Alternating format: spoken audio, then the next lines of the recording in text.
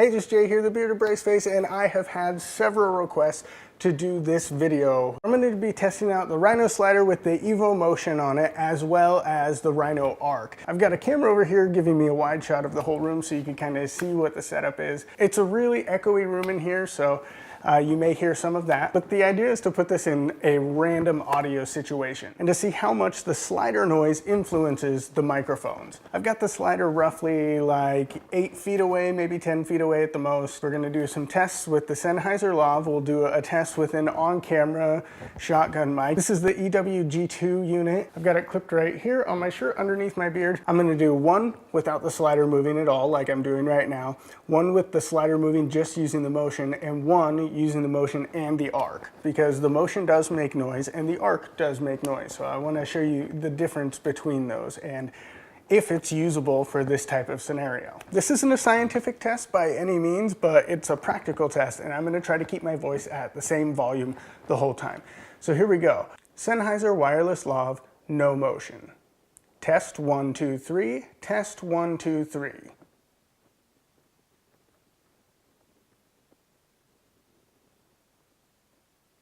Okay, so now I'm using the slider, and I've got this set to use all 24 inches of the track with a 3-inch ramp in and out. It will be looping back and forth, and I've set it to take 14 seconds to go from end to end.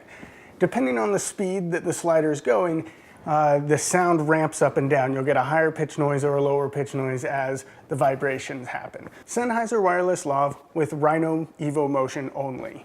Mic test 1 2 3 4. 1 2 3 4.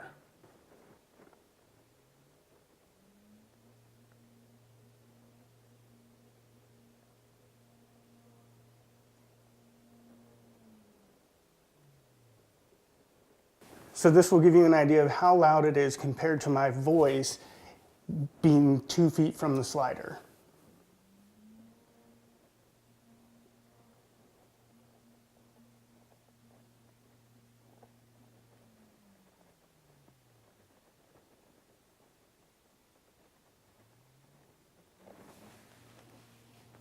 Now I've got Evo Motion going as well as Arc. Settings are exactly the same as last time, 14 seconds to go from end to end. The only difference is I added the arc to kind of keep me in the center of the frame. So this is a test to see if it interferes with my voice. If I'm talking, does it sound okay, or do you hear that in the background? Now I'll go ahead and be quiet so you can hear the motion combined with the arc.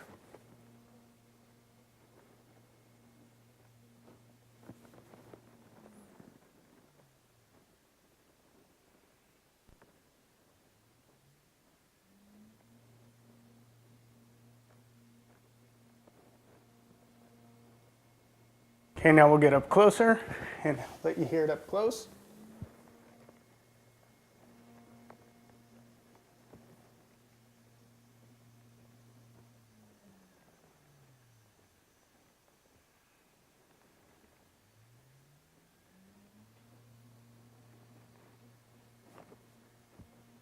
That's the Sennheiser wireless lav. Now I'll go ahead and switch over to something that I would not recommend, which is doing an on-camera mic. This is going to be the Rode VideoMic Pro shotgun mic. I do not recommend ever shooting this way on a slider. To me, it just doesn't make sense to put motion on your microphone. If you are using a slider, use something like a wireless receiver like this and keep your microphone stationary. It just doesn't make sense to put it on the camera. But for this test, I'll go ahead and do it anyway. This is the Rode VideoMic Pro mounted on top of the camera, and the slider is completely off. No influence from the slider whatsoever. Here is what it sounds like. Mic test 1 2 3 4. Mic test 1 2 3 4. And again, here's some room tone.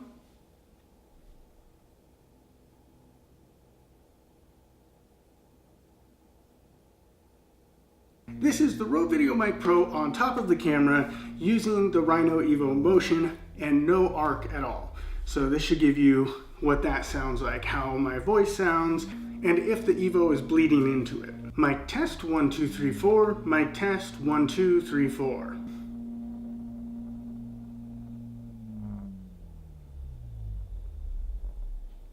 This shot's using both Rhino Arc and Rhino Motion. Mic test 1 2 3 4. Mic test 1 2 3 4.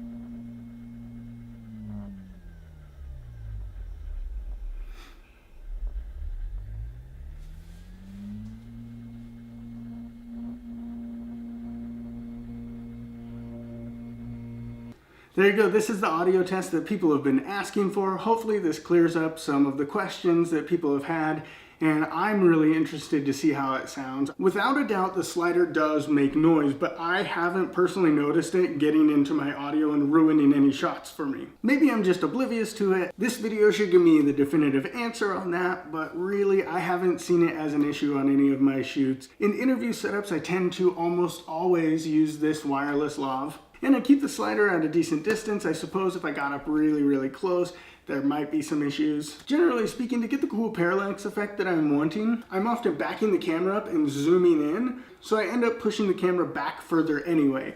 Also, a lot of times I use this for B-roll or time-lapse, where audio isn't necessary. If you like this video, go ahead, give it a thumbs up, like, comment, subscribe, all of that fun stuff. This channel doesn't just do gear reviews, so I'm sorry if you're only here for the gear reviews. Just watch those videos and don't watch the others. And if you're here for more of the beard or brace face stuff, yeah, I mean, skip over these gear videos. I try to respond to everybody's questions and comments. If you've got other tests or videos that you want me to do with the Rhino slider or other gear that you've seen on my channel, let me know. But as always, hope this wasn't horrible.